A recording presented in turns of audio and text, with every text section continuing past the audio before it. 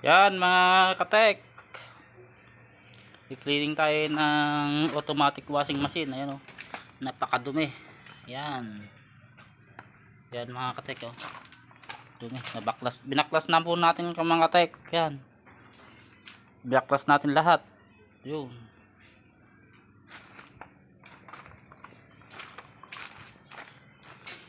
yan mga katek, binaklas natin lahat para overhauling. Yan mga katek, mga kwan.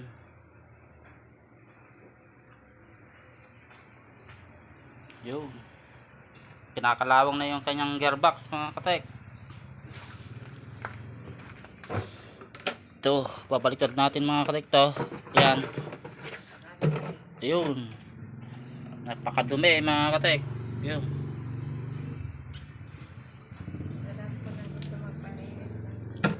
yan,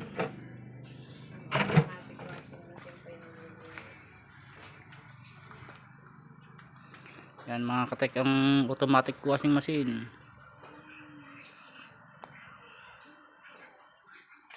Napakadumi.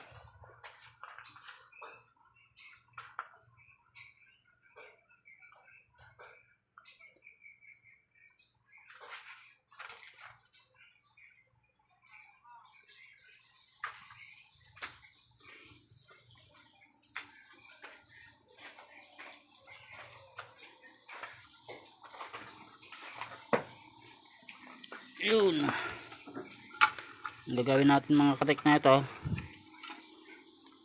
may tagas to mga katek. Yan, may tagas yung kanyang oil cell. Yan, yan gagawin natin dito. Tignan natin kung ano yung magagawa natin dito mga katek. Baka yung kanyang kun lang, bearing. So, palagay ko palitan na natin yung kanyang oil cell. Yan mga katek. Yun, kailangan tatanggalin natin to mga katek. Ito natatanggal to mga katek, tong takip na ito. Yan,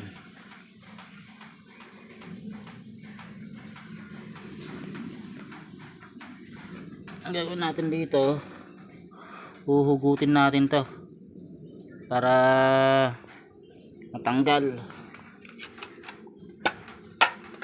Yun, good pa naman yung kanyang kuhan mga katek, yung kanyang preno. Kaya lang kinalawang na mga katek sa ilalim mo. Yun, subukan nating tanggalin.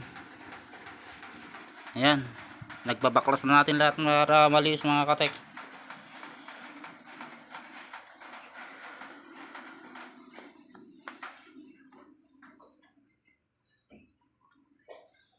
Papahirapan tayo na ito.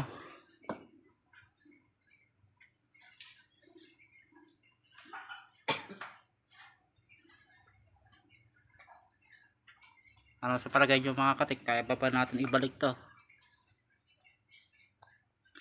Pero kaya yan, very easy lang yan mga katek.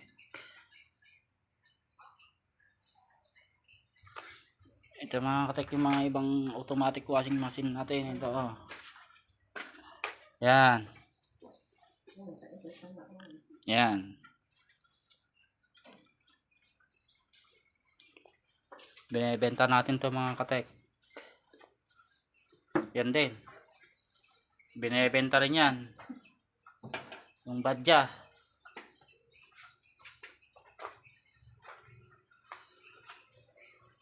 Yung isang motor natin mga katek, dala-dala ng maliit. Yan mga katek, yung kuha natin.